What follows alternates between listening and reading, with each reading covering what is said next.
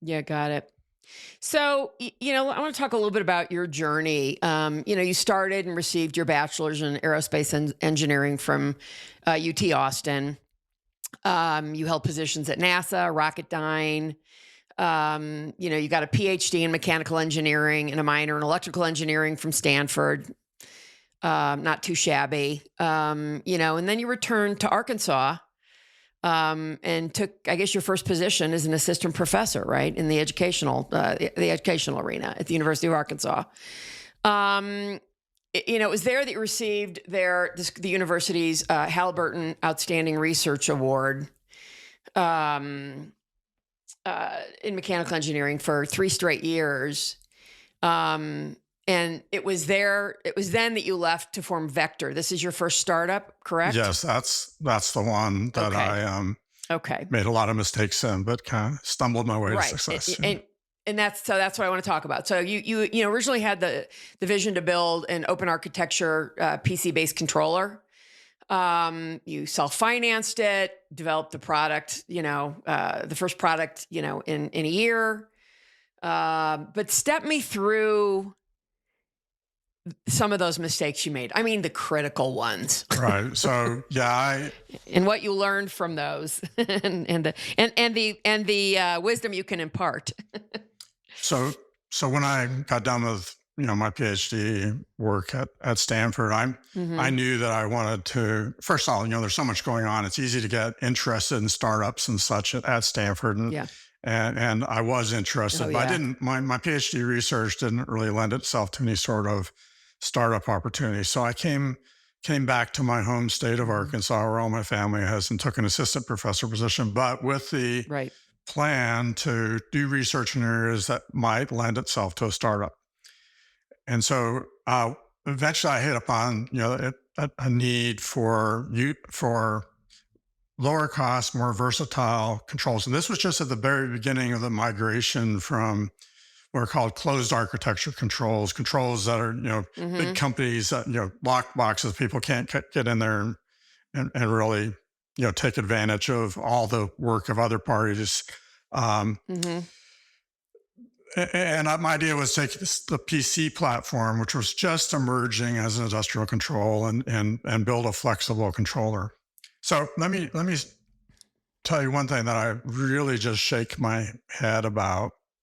I left that faculty position and I started this company, and I put every dime I had and could borrow into it. Mm-hmm.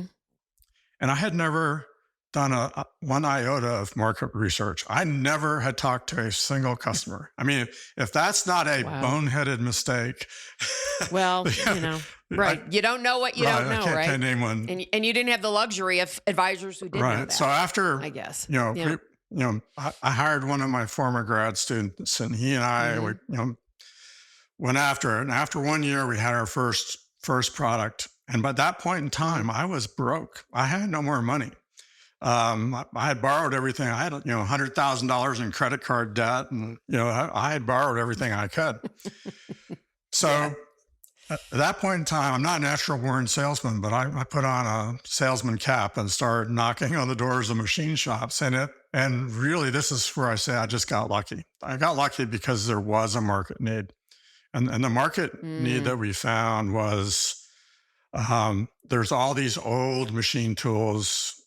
CNC machine tools, lathes, and milling machines and such that had these broken down controls. With the iron, the base platform was solid. It would last forever if it's taken care of. But their controls were broken down, and to replace those controls from the big control manufacturers would cost them a fortune.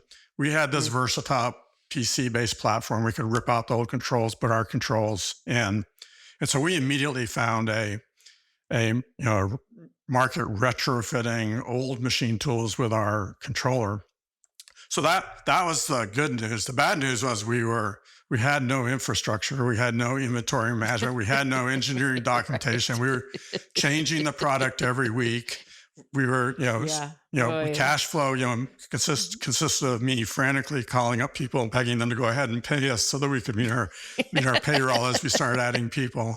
I mean, the company was the most disastrously run company you could ever imagine. But I was learning along the way. But I could see all the mistakes. I just couldn't fix Yeah. them as fast as they were occurring. But fortunately, I found a company that bought my company, and I learned a lot from from that experience. It's applied to everything Mm-hmm. I've done going forward. And then after we started VIC, the reason we switched to life science, at the time I wasn't a life science person, but is simply because that's where we were seeing the greatest opportunities. So now I've been in life science for a very long time, but Right. Right. originally we switched to that simply because that's where we were seeing the greatest opportunities from Mm-hmm. technologies in the universities. Calvin, did it not dawn on you back then that you might need some advisors? No, I mean, I guess it did, but I mean, I didn't have any money to pay any consultants, and Well, I just didn't, I mean, I just yeah, assumed that people would want this because it'd be cool, and again, I assumed. got lucky that There's the operative right. word. Interesting. So, are there other? I mean, is there a competitive landscape for what you're up to? Are there other companies out there doing what you're Yeah, I doing? mean, there's lots of people that are looking at technologies on universities. There Vic is different in several senses. Well, first of all, we're nationally comprised, so we have several different offices across the country. We Mm-hmm. have Okay. nationally comprised set of relationships with universities that have come to understand the Vic model and they regularly send us technologies to look at that they Mm-hmm. think will fit with Vic. We have Mm-hmm. nationally comprised investor network. We Mm-hmm. have most groups are doing what we do are just like small groups doing things locally. So we have a huge funnel of opportunities that we're sorting through to find the very few things that we take forward. And that's in part because we've built this national network of both our team and relationships Mm-hmm. Mm-hmm. And you're a small team. You're only about 14 people. In Vic Um, itself. Yes. right, in Vic itself, right. And what does that organization look like? So I mean, who's doing what? sure. Yeah. So, I mean, we have in the different offices, we have managing directors, and I'm CEO of VIC Mm-hmm. Tech, but I Right. basically serve as the managing director of the Arkansas office. But, for example, we Mm-hmm. have a managing director and executive vice president in Colorado, Boulder, Colorado. Mm-hmm.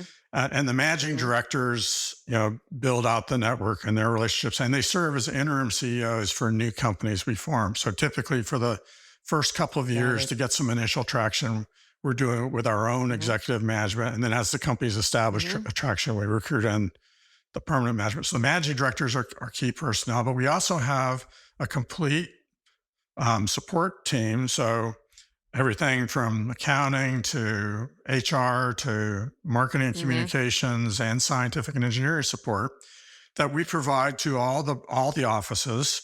And Right. that's a great benefit because that allows the CEOs, whether it's the permanent CEO Mm-hmm. or the interim CEO, to focus on what you want the CEOs to focus on.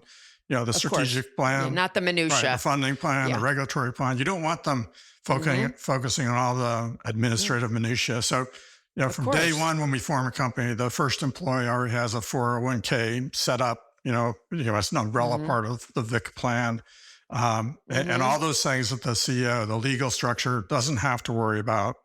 So it's a really efficient model. Mm-hmm. Calvin, how did you grow your VIC team? Like, where did you find these people? Yeah, there's no single answer to that. I mean, it's just a wide Mm-hmm. variety of sources. Some from introductions as we were working with, you Mm-hmm. know, with with with people. One of our board members recently agreed to join one of our companies as CEO. We Got use it. LinkedIn a lot for identifying people. Mm-hmm. LinkedIn's, I think, a great resource for identifying executive level people that fit with what you're doing. So we use LinkedIn a lot, Mm-hmm. but it's a wide variety of sources. One thing we've never needed to do, is really use like recruiting firms. We Mm-hmm. network, we talk to people, Mm-hmm. we get recommendations for people. We use LinkedIn, Mm-hmm. and that's been good for us. Mm-hmm. Well, if it's working for you, that's fantastic. Carol Schultz here. Thanks for watching this excerpt from Authentically Successful. The conversation doesn't end there. So if you want to hear this episode in full and all my conversations with many other successful founders and CEOs, please visit verticalelevation.com/podcast.